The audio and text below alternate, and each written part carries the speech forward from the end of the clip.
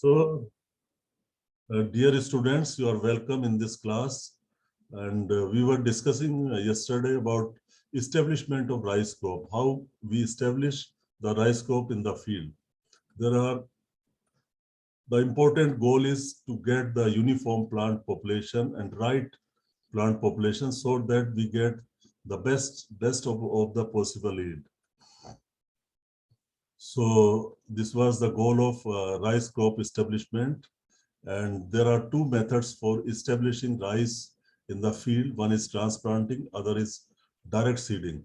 So we discussed in detail about transplanting, manual transplanting, what are the pros and cons, advantages and disadvantages. Similarly, mechanical plantation or transplanting also got advantages and some limitations.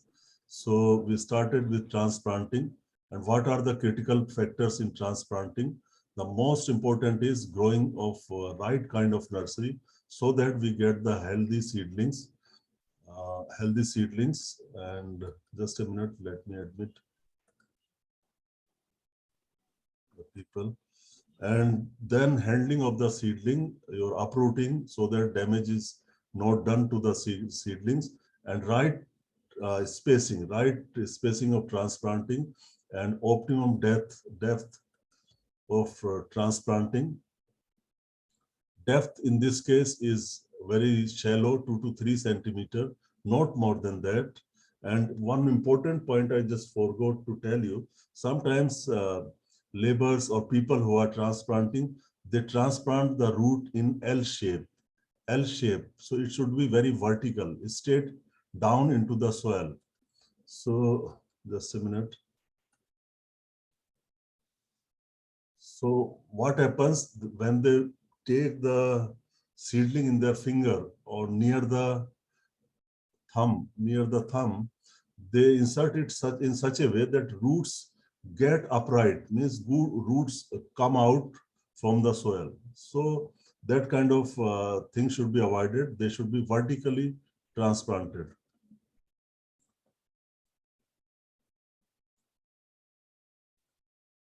Vertically transplanted. And optimum number of seedling was 2 to 3 seedlings under conventional system. And you can see the seedlings, they are ready for transplanting. There should be minimum gap from uprooting to the transplanting. And then weeding can be done by mechanical methods, and chemical methods of weed control are also available. I will get one lecture by Dr.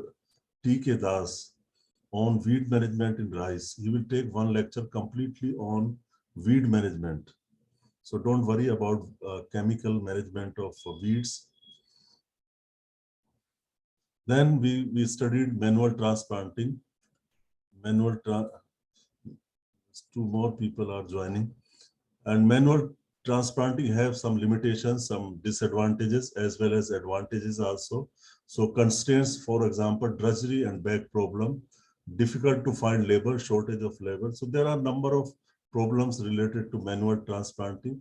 Then you need to go for gap filling. Many times gaps are there, and these gaps should be filled by planting or transplanting the new seedlings, and this gap should be filled. Otherwise, you will not get desirable number of panicles per meter square. And then transplanters are available, manual transplanter or transplanter by power transplanters. And we have seen these pictures of transplanters transplanting, and these also discussed in detail, seedling broadcasting or parachute transplanting. And you can see this picture you have already seen. And this is how seedlings established in seedling broadcasting method. And this is almost uniformly distributed. And this is bubble tray. You remember bubble trays, they are ready. And there are some advantages of bubble tray.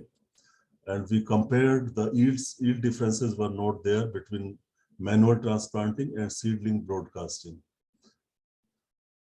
And we also seen the labors. So least labors are employed in seedling broadcast method. You can see half, just 16 labors are enough for preparation or raising of nursery and transplanting or planting. So you can see just 16 labors are required in seedling broadcast. However, in other cases, almost double are involved, like in manual transplanting. And transplanting by machine also, you need less number of labor, much less even than the seedling broadcast. If you have Japanese transplanter or modern transplanter, only 7 labors are required. One labor can do transplanting of 1 hectare by transplanter. So we have already summed up transplanting methods and direct seeding. So now we start the direct seeding. Yesterday I started, but just to refresh your memories, why we need direct seeding. So main purpose of direct seeding is to reduce the labor input and treasury. So with less labor, can we grow rice? Yes, we can grow if we go for direct seeding. To tackle labor shortage, yes, we can do. And now wages are also very high in different states. And to establish crops on time. So it does not take much time to prepare the field and establish the crop. It is very quick process, very quick process. To maintain optimum plant population, we can go for direct seeding. The main driver, as I told you yesterday, is the shortage of water. Under water shortage, we do not have water for puddling and later on completely keep your soil flooded. So too much of water is required when you go for traditional method of transplanting or growing rice. But here, water requirement is less under direct seeding. This is number one. Number two is labor shortage, and number three is energy also. In transplanting, you need a lot of energy for raising nursery and then transplanting. But here you can go directly transplanting without employing labor on transplanting or raising the nursery. So energy saving is also there. And some environmental issues are also there because puddle transplanted rice or conventional rice or traditional rice is known to emit or release some methane gas. But here in direct seeded rice, since the land is not kept flooded, therefore methane emissions are less. So that is the advantage. So from environmental perspective also, direct seeded rice is a better option than transplanted rice. However, if we calculate the economics and things, so it is not always advantageous to go for direct seeding. So it has some plus and some minus points, this direct seeding also, like transplanting also have some pluses and minuses. So in subsequent lecture, you will know that this direct seeded rice, what are the limitations and the advantages. But of course, these days, short duration varieties are available and herbicides are also available because we were having some fear in mind that if we go with direct seeded rice, then a lot of weeds will come. It is true, it is a fact that in direct seeded rice, you get more weeds than the transplanted rice. So, but now we have herbicides also. The weeds can be taken care of. They can be killed or they can be controlled by herbicides. So we have now herbicides, and in the direct seeded rice, we get faster and easier crop establishment. So there are certain incentives for direct seeded rice. Now, what are the requirements for direct seeding in general? So one is that good land preparation and leveling. So direct seeding you can do in the well-prepared soil, then germination is good, and you can also, up to some extent, control the weeds if you have good land preparation and leveling.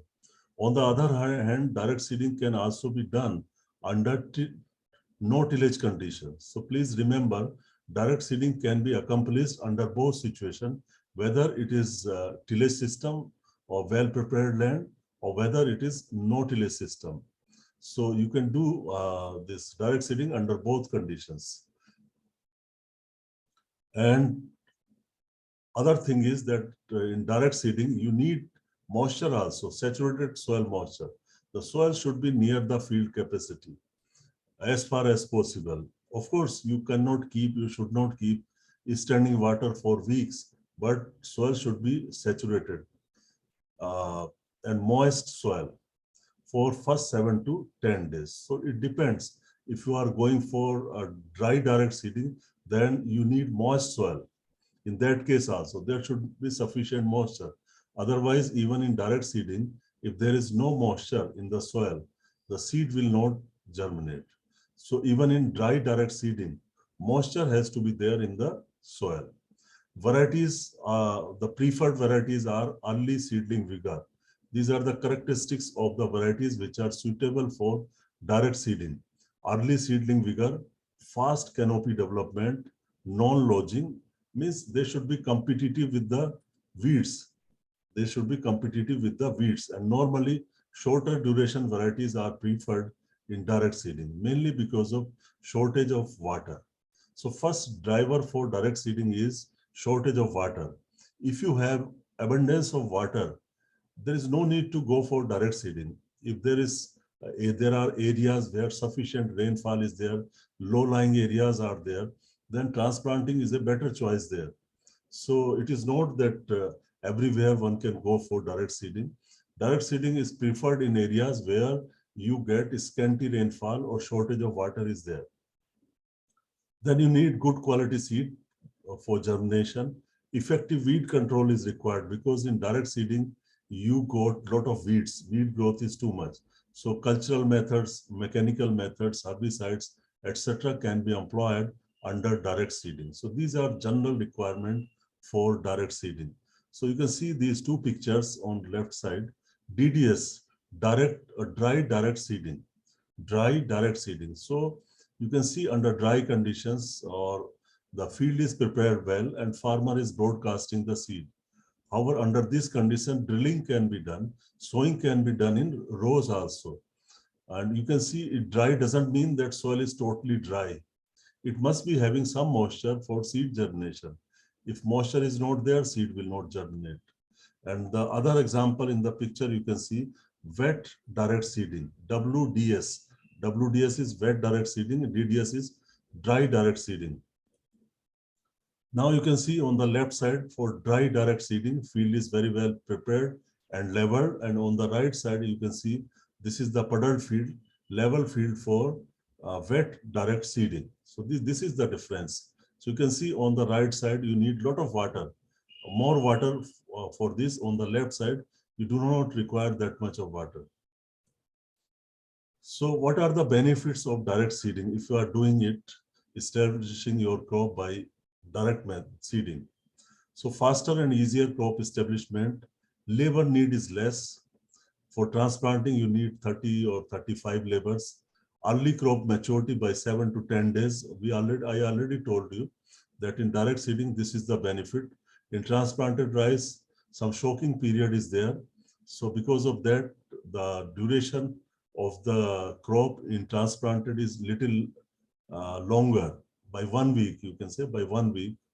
More efficient water use and higher tolerance to water stress here. Per unit water, you will get more rice if you go for direct seeding.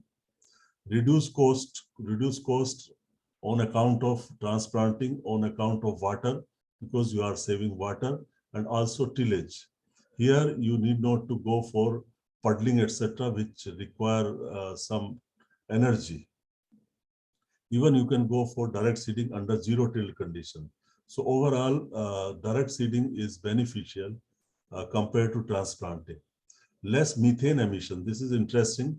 So you can see that dry direct seeding, least methane emission, and in WDS more than the previous one, and transplanting the most highest methane emission is from transplanted rice.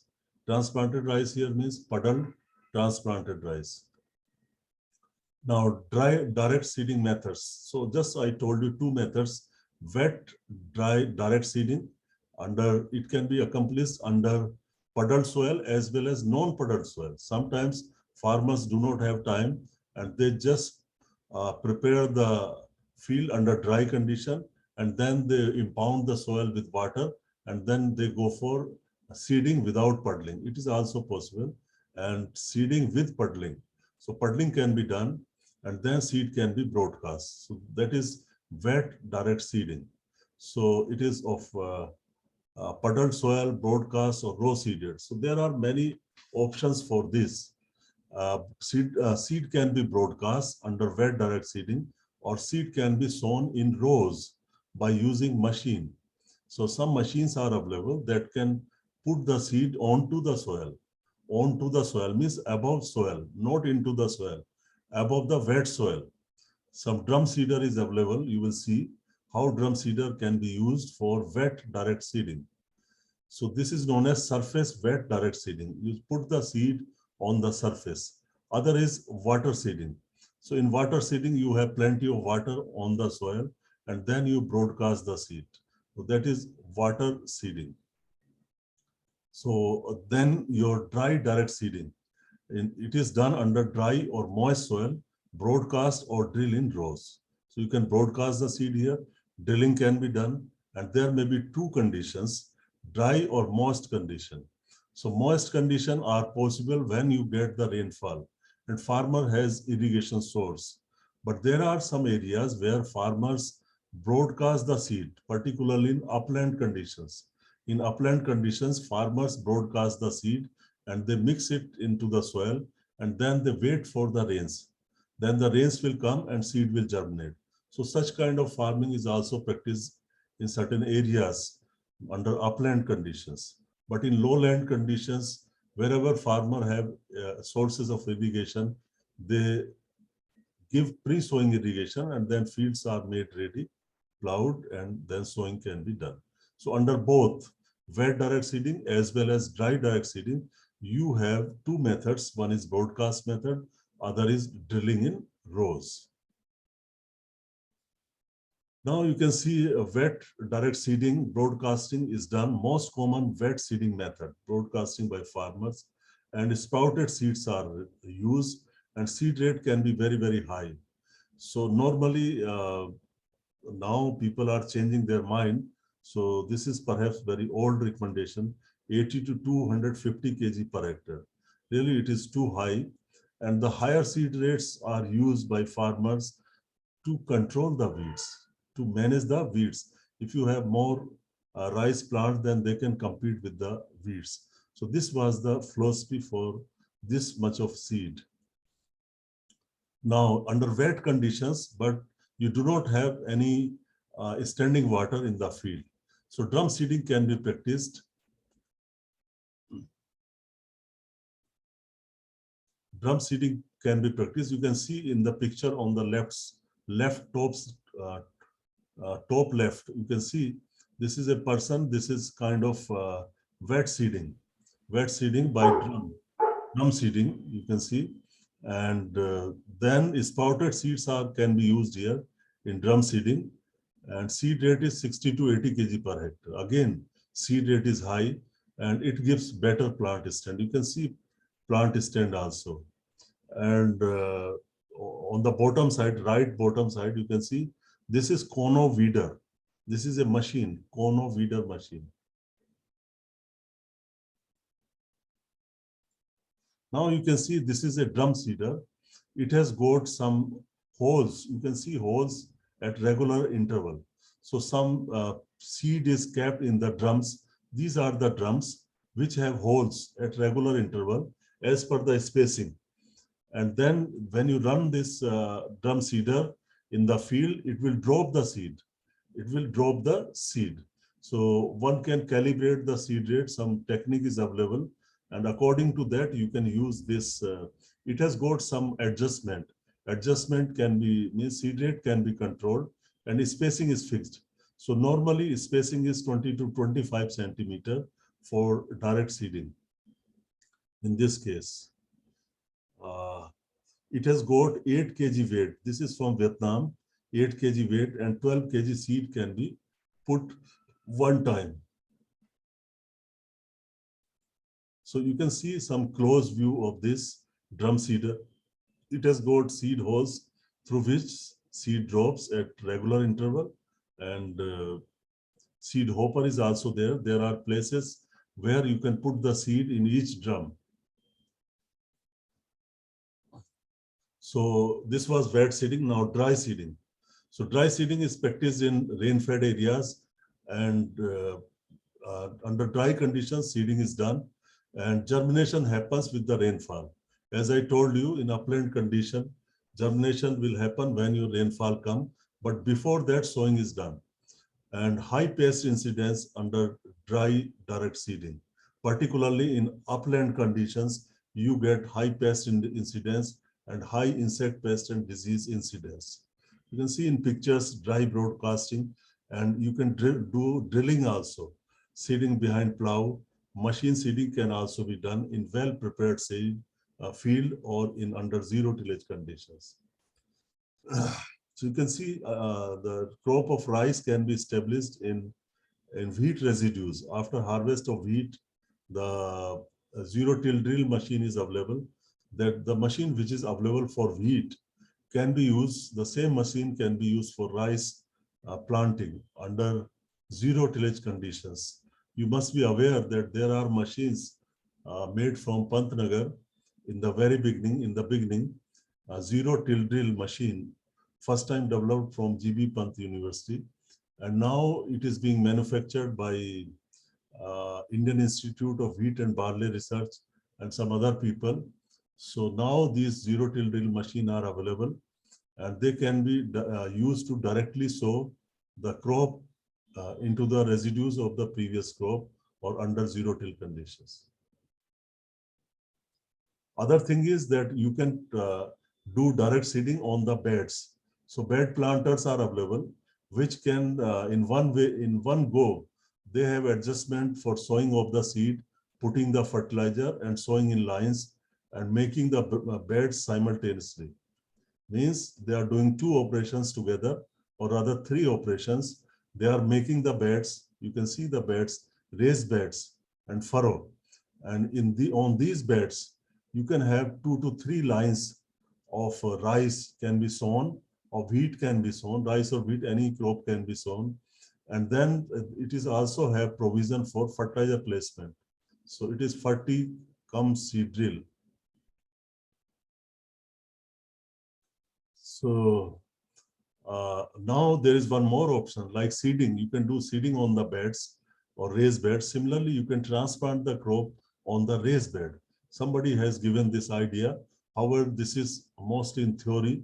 It is not being adopted by the farmer, but it has got some advantage, like it can save some water.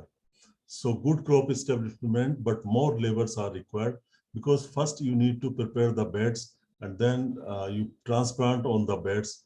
It is very, very difficult to prepare the beds, particularly in light soils. And some difficulties are there, but it is a method where transplanting can be done on beds. So it saves some water, 20 to 30% water can be saved if you are doing transplanting on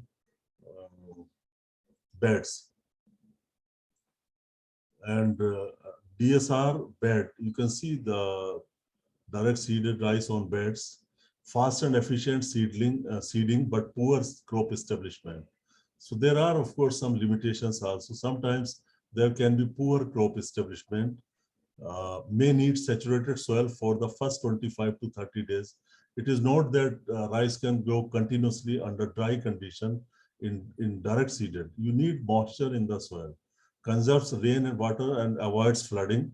So in this case, you got some furrows which can store water. So water can be saved up to 20 to 30%, and it is a limitation, micronutrient deficiency, particularly iron, zinc, copper. I will discuss about these nutrient deficiencies in subsequent lectures. Severe weed infestation and needs effective herbicides. Termite problems can also come, because if your soils are wet, they have some water, standing water, then termite will never come. Termite comes mostly under dry conditions. So thank you very much. This lecture is over. Now your questions are invited. These are your senior people, and I must thank them. So this course is very old course. So I don't know where are these students. So thank you all. Now your questions are welcome. Any question up to now in your mind, you can have discussion. Satyam. Yes, sir. Are you there? Yes, sir. I am present. Okay, you can ask questions, Satyam. Okay, sir. No question. Any other student like to interact? Sir, Yes, please. yes, sir. Sir, what is water Sir, seeding? Yes, yes. One by one. Shruti first. okay, sir. Sir, Sir, what okay. is L-shape transplanting you said first? What is? I couldn't. L-shape Okay, transplanted. You okay. said, no, this is the vertically Actually, now, transplanted. I could not now, get it. yeah, I got it. Now you see, suppose this is the seedling of rice. Can you see this paper? Can you see No, sir. this? You can Which see this paper? paper? Paper No, sir. in my Sir, your hand. camera is off. Huh? Yes, sir. Yes, sir. Yes, yes, yes. Now it is. Okay. Yes, sir. So you can see, suppose this is seedling. When I transplant with my finger and insert it into the soil, I am inserting it into the soil, and then suddenly, because of pressure of my thumb, it can come upside. It can come like this. I don't know. This is L shape, you know.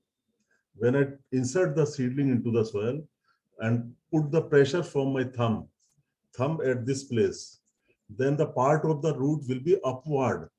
Instead of going into the dark, into the deeper side, they come upward like L shape. This is kind of L shape, or you can say V shape. You can say V shape or L shape. Means the root in soil should be straight. They should not come back to the surface. I don't know, because I don't have this pen, pencil, I can't use. Otherwise, if it was blackboard, I could have shown you. So this is L-shaped Shruti. Okay, sir. Sir, is this beneficial It is not good. compared to other method? Yeah, no. It is a mistake. It is a mistake. It is an error committed by labor. So this should not be done Okay. in any case, because your roots will come upward. So their growth will be affected. Sometimes seedling can dry because roots will not be in the contact of the soil, because transplanting depth is just 2 to 3 centimeter, and you press the root in such a way that root come back to the surface of the soil. Instead of going deeper side, they come upward. Uh, yeah, Tanmay, could you get this point? Can you explain it more? What I want to say, maybe I am not able to understand you properly. Yes, sir. Tanmay, can you explain? Yeah. Yes, sir, I can explain. Yeah, please. Actually, what happens during transplanting, the labor what to do, they place the lower part of the roots near the roots of the seedlings. They place it, and by the pressure of the thumb, they make a shape of L. That's why the roots of the seedlings come to the upper part of the soil surface, and the root become over the soil. And this is the, as you said, that this is a big mistake, because seedling establishment will be poor if the farmer do like this. Excellent. You explained better than me. So nice. So I think Shruti should be clear now, Thank you, sir. or I will send you Yes, by sir. email, write more detail about it. Or you just send me one email, I will send you details of this. Next question. Okay, sir. Thank you, sir. No problem. Welcome. Next question. Sir, Sir, you told the please chart. explain water seeding. What are One more time. Water seeding. Sir. what Water are seeding. water seeding? Water What is seeding. water seeding? Yes. Yeah. Water seeding means you got standing water. You got some water in the soil. Some water in the soil, and in that case, you are just broadcasting the seed, because drilling is not possible. Drilling is not possible, and you expect that water will recede. If your soil is fully full of water, then definitely germination will not happen, because right seed will need oxygen. So after some time, means you got little a small layer of water, and in that you broadcast the seed. Slowly this layer will go down after say 2-3 days, and then seed will germinate. But if your soil is full of water and you broadcast the seed, it will never germinate, because any seed need oxygen.